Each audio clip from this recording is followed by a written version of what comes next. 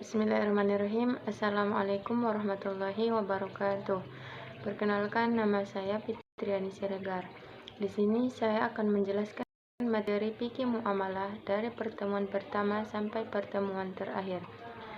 Yang pertama, saya akan membahas tentang pengertian harta. Harta menurut bahasa adalah mala yamilu mailan, yang artinya condong atau cenderung. Sedangkan menurut harta adalah benda yang dapat dimiliki, dikuasai, diusahakan, dan dialihkan, baik benda berwujud maupun tidak berwujud, dan hak yang mempunyai nilai ekonomis. Harta dalam pandangan Islam pada hakikatnya adalah milik Allah, di mana Allah telah menyerahkan kepada manusia untuk menguasai harta tersebut, sehingga orang tersebut sah memiliki hartanya. Fungsi harta adalah yang pertama, untuk menyempurnakan pelaksanaan ibadah yang khas atau madah. Yang kedua, untuk meningkatkan keimanan kepada Allah Subhanahu wa Ta'ala. Yang ketiga, untuk meneruskan kehidupan dari satu periode ke periode berikutnya. Yang keempat, untuk menyelaraskan antara kehidupan dunia dan kehidupan akhirat. Pembagian harta yang pertama yaitu mal mutakawim dan goir mutakawim. Yang kedua, mal misli dan mal kimi. Yang ketiga, mal istihlak dan mal istikmal. Yang keempat, mal mankul dan mal goiru mankul. Yang kelima, harta ain dan harta dain. Kedudukan harta di dalam Al-Quran adalah sebagai berikut. A. Harta adalah milik Allah.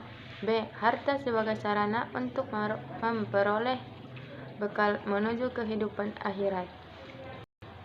Harta sebagai ujian dan harta sebagai perhiasan. 2. Hak milik. Hak adalah segala sesuatu yang didapatkan oleh seseorang dari sejak lahir. Milik adalah pengkhususan terhadap suatu benda yang memungkinkannya untuk bertindak hukum terhadap benda tersebut sesuai dengan keinginannya selama tidak ada halangan-halangan syara serta menghalangi orang lain untuk bertindak hukum terhadap benda tersebut. Pembagian hak milik. Menurut ulama fikih, pembagian hak milik ada dua, yaitu yang pertama al-mil at-tam dan yang kedua al-mil an-nakis. Sebab dan cara memperoleh hak milik yaitu ada beberapa cara, diantaranya ihrozul mubahat atau memiliki benda yang boleh dimiliki, al-uqud atau akad, al-khalafiyah atau penggantian, at-tawalludu minal mamluk artinya beranak pinak. Berakhirnya kepemilikan yaitu karena wafatnya pemilikan sehingga miliknya berpindah kepada ahli warisnya, atau harta yang dimiliki itu rusak dan hilang. Pembagian hak milik. Para ulama fikih membagi kepemilikan kepada dua bentuk, yaitu al-mil at-tam, milik sempurna. Apabila materi dan manfaat harta itu dimiliki sepenuhnya oleh seseorang, sehingga seluruh hak yang terkait dengan harta itu di bawah penguasaannya. Milik seperti ini bersifat mutlak, tidak dibatasi waktu dan tidak boleh digugurkan oleh orang lain. Yang kedua, al-mil an-nakis atau kepemilikan tidak sempurna, yaitu apabila seseorang hanya menguasai materi harta itu, tetapi manfaatnya dikuasai oleh orang lain. Ciri-cirinya adalah boleh dibatasi waktu, tempat, dan sifatnya tidak boleh diwariskan. 3. Hal-hal yang dilarang di dalam Islam. Yang pertama, maisir. Maisir yaitu suatu bentuk permainan yang di dalamnya dipersyaratkan jika salah seorang pemain menang, maka ia akan mengambil keuntungan dari pemain yang kalah dan sebaliknya. Contoh maisir ini adalah judi. 2. Gharar, yaitu ketidakpastian dalam transaksi yang diakibatkan tidak dipenuhinya ketentuan syariah dalam transaksi tersebut.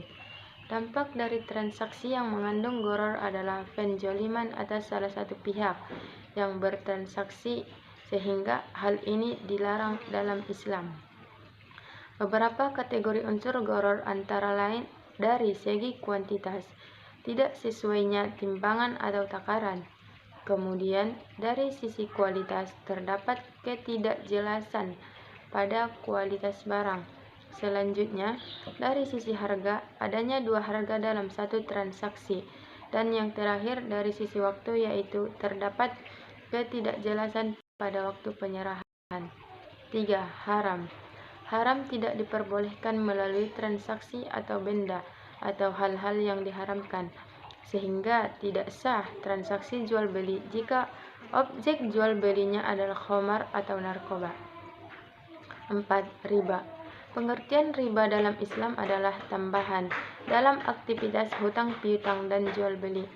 Jenis-jenis riba adalah sebagai berikut. Yang pertama, riba hutang piutang. Riba hutang piutang terbagi menjadi dua macam, yaitu yang pertama, riba qard, riba jahiliyah.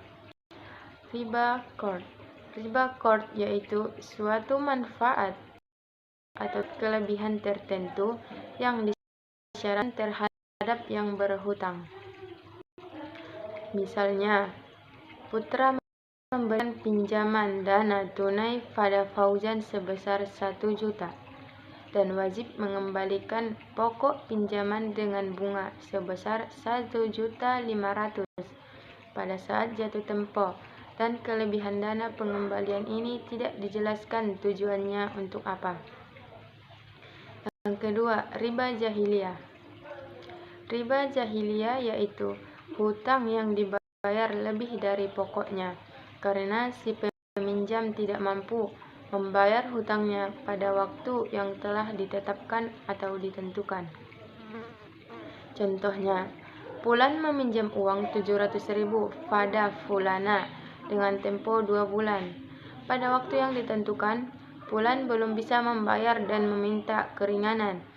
Fulana menyetujuinya, tapi dengan syarat Fulan harus membayar 770.000 rupiah.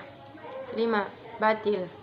Batil menurut bahasa adalah batal, berarti tidak terpakai, tidak berfaedah, rusak, dan sia-sia.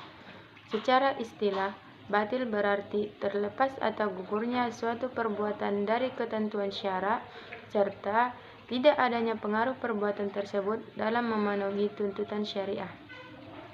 5. Akad dalam jual beli. Yang pertama, salam.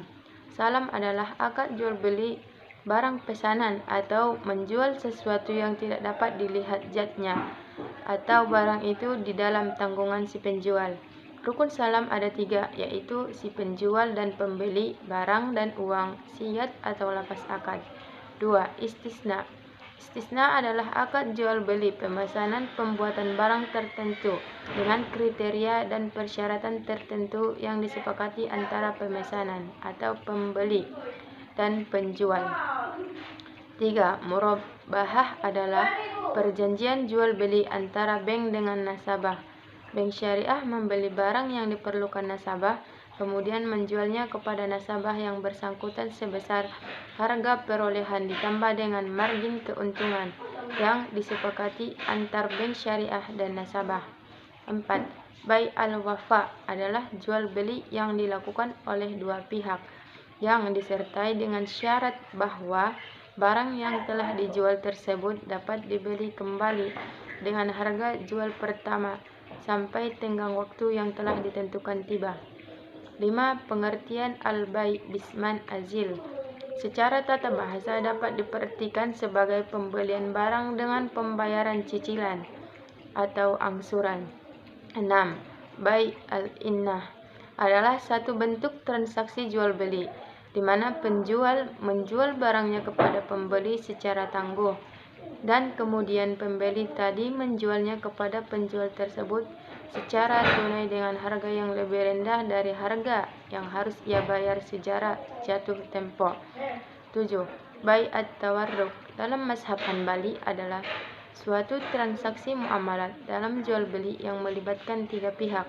Ketika pemilik barang menjual barangnya kepada pembeli, pertama dengan pembayaran yang ditunda, kemudian dari pihak pembeli pertama menjual barang tersebut kepada pembeli akhir dengan pembayaran yang tunai. 8. Bai al-dain. A. Bentuk jual beli utang oleh pihak kreditur kepada pihak pengutang atau debitur, lebih dekat pada kontrak hiwalah. Jual beli utang seperti ini dibenarkan oleh ulama Hanafi karena tidak termasuk ke dalam jual beli gharar. 9. Bai'i muzayyadah adalah salah satu jenis jual beli di mana penjual menawarkan barang dagangannya di tengah-tengah keramaian, lalu para pembeli saling menawar dengan harga yang lebih tinggi sampai pada harga yang paling tinggi dari salah satu pembeli. Lalu terjadilah akad dan pembeli tersebut mengambilkan dari penjual. 9. Akad dalam kerjasama. 1. Mudharabah adalah bentuk perjanjian kerja sama antar pemilik harta dengan pengelola harta. Pemilik harta menyerahkan hartanya kepada pihak lain untuk dibisniskan. Jika untung, keuntungannya dibagi kepada pemilik harta dan pihak pengelola harta sesuai dengan kesepakatan di awal. 2. Syirkah. Syirkah adalah akad kerjasama antara dua pihak atau lebih untuk suatu usaha tertentu, di mana setiap pihak memberikan kontribusi dana atau modal usaha dengan ketentuan bahwa keuntungan dibagi sesuai nisbah yang disepakati, sedang kerugian ditanggung oleh para pihak yang bertanggung jawab. 3. Mujaro'ah. Mujaro'ah adalah paruan sawah atau ladang, 1/2 atau 1/3 atau lebih atau kurang, sedang benihnya dari pak tani. 4. Musyaqqah adalah bentuk yang lebih sederhana dari mujaro'ah, di mana si penggarap hanya bertanggung jawab atas penyiraman dan pemeliharaan. Sebagai imbalan, si penggarap berhak atas nisbah tertentu dari hasil panen. 5. Mukrosah. Mukrosah merupakan suatu perjanjian kerjasama dalam bidang pertanian yang dilakukan antara pemilik lahan dengan petani penggarap, dengan mekanisme penyerahan lahan kosong oleh pemilik lahan kepada petani penggarap untuk dikelola agar menjadi lahan yang produktif. Kemudian setelah mencapai jangka waktu yang ditentukan, maka akan dilakukan pembagian keuntungan berupa pembagian lahan beserta tanamannya menjadi 2 bagian yang diperuntukkan untuk pemilik lahan dan pihak petani penggarap. 10. Akad dalam sewa-menyewa. 1. Ijarah. Ijarah berasal dari bahasa Arab yaitu memiliki makna imbalan atau upah sewa atau jasa. Secara makna dan konteksnya dalam perbankan, ijarah adalah pemindahan hak guna suatu barang dengan pembayaran biaya sewa tanpa diikuti pemindahan kepemilikan atas barang tersebut. 2. Ijarah muntahiyah bitamlik adalah akad sewa-menyewa yang diakhiri dengan pemindahan kepemilikan objek akad dari pemberi sewa atau muajir kepada penyewa mustajir melalui akad jual beli atau hibah setelah berakhirnya masa sewa. Akad dalam jasa. 1. Hiwalah. Hiwalah adalah memindahkan utang dari tanggungan seseorang kepada tanggungan yang lain.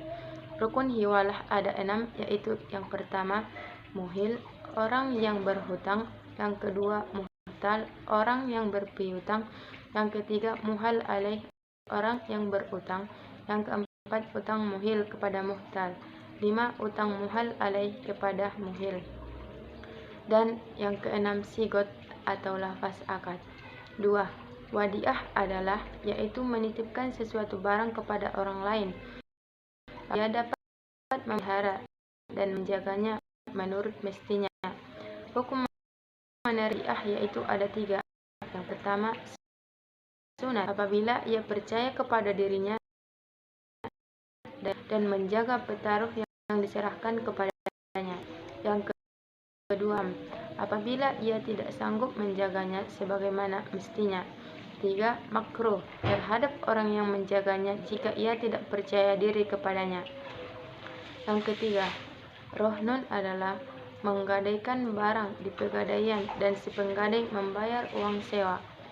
4. Wakalah Wakalah berasal dari kata wakil yang artinya menyerahkan atau penyerahan kuasa kepada orang lain. Contohnya, mewakilkan sebuah usaha kepada orang lain. Wakalah berakhir karena salah satu pihak sudah meninggal. Bila emosi, maka dihentikan semua pekerjaan perusahaannya. 5. Kafalah adalah jaminan yang diserahkan penanggung kepada pihak ketiga. Cara mengaplikasikannya yaitu orang yang sudah balik. 6. Ju'alah. Ju'alah yaitu meminta kembalikan barang yang hilang dengan bayaran yang ditentukan. Seperti seseorang kehilangan kuda, dia berkata, "Barang siapa yang mendapatkan kudaku yang hilang dan dia mengembalikannya kepadaku, maka akan kubayar dia sekian." Rukun ji'alah. Yang pertama yaitu lapas, yang kedua orang yang menjanjikan upah, 3 pekerjaan mencari barang yang hilang, 4 upah. 7. Sufah. Sufah adalah hak yang diambil paksa oleh serikat lama dari serikat baru. Contoh, si A berserikat rumah dengan si B, kemudian si B menjual bahagiannya kepada C dengan tidak seizin si A. Maka si A berhak mengambil sebahagian rumah yang sudah dijual oleh B kepada C dengan paksaan sekalipun tidak disukai oleh si C. 12. Akad dalam sosial. Yang pertama, ariyah. Ariyah dalam adalah memberikan manfaat sesuatu yang halal kepada yang lain untuk diambil manfaatnya dengan tidak merusakkan zatnya agar dapat dikembalikan kepada pemilik zatnya. Rukun meminjam ada 4. Yang pertama, yang meminjam, yang kedua, yang dipinjam, 3 barang yang dipinjam, dan 4 lapas. 2. Qard adalah akad pinjaman yang wajib dikembalikan dengan jumlah yang sama pada waktu yang disepakati. Secara teknis, pinjaman ini diberikan oleh seseorang atau lembaga keuangan syariah pada orang lain yang kemudian digunakan untuk kebutuhan yang mendesak. 3. Hibah adalah memberikan sesuatu barang atau zat dengan tidak ada tukarannya dan tidak ada karenanya. 4. Sodakoh. Sodakoh adalah memberikan sesuatu barang atau zat dengan tidak ada tukarannya karena ia hanya mengharapkan pahala akhirat. Yang kelima, hadiah adalah memberikan zat dengan tidak ada tukarannya serta dibawa ke tempat yang diberi karena kehendak memuliakannya. 6. Zakat adalah kadar harta tertentu yang diberikan kepada yang berhak menerimanya dengan beberapa syarat. Hukum zakat adalah fardu ain atas tiap-tiap orang yang cukup syarat-syaratnya. Benda yang wajib dizakati adalah binatang ternak, emas, perak, biji makanan yang mengenyangi, dan buah-buahan. 13. Akad dalam ruang lingkup lainnya. 1. Ihya al-mawad adalah tanah baru yang belum pernah dikerjakan oleh siapapun, artinya tanah yang belum dimiliki orang. Yang kedua, maddin adalah zakat barang temuan atau zakat yang wajib dikeluarkan antara ditemukan terpendam atau di dalam tanah. Zakat barang temuan tidak mensyaratkan baik haul. Barang temuan yang wajib dizakati hanya berupa emas atau perak. 3. Luqotah. Luqotah adalah barang yang didapat dari tempat yang tidak dimiliki oleh seorang pun. Rukunnya 1. Yang mengambil harus adil. 2. Barang yang didapat. 4. Gasab. Gasab adalah menggunakan atau memanfaatkan harta atau barang milik orang lain tanpa izin dan sepengetahuan pemiliknya. 5. Undian berhadiah. Undian berhadiah adalah sebuah perjudian yang dilarang Islam, sebab perjudian ini akan membiasakan manusia mencari keuntungan tanpa usaha. Hal itu diharamkan meski hasil undian tersebut digunakan untuk mendukung kebaikan. 6. Mahjub. Mahjub itu adalah ahli waris yang terhalang untuk mendapatkan warisan. Di sini terhalang terbagi 2, terhalang dengan maksud ahli waris hilang sepenuhnya atau mahjub hirman, dan terhalang dengan maksud warisnya dikurangi atau mahjub nuksan.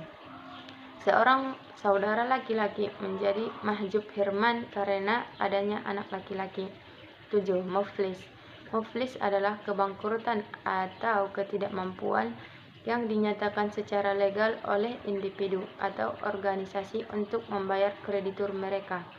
8. Ikroh adalah suatu perbuatan yang ditimbulkan dari pemaksa untuk mengerjakan perbuatan yang dituntut oleh pemaksa. 9. Sabah. Dan yang ke-10 sulhu. Sulhu menurut bahasa artinya damai, sedangkan menurut istilah yaitu perjanjian perdamaian di antara dua pihak yang berselisih. Sulhu dapat juga diartikan perjanjian untuk menghilangkan dendam, persengketaan, atau permusuhan, yang mana hukum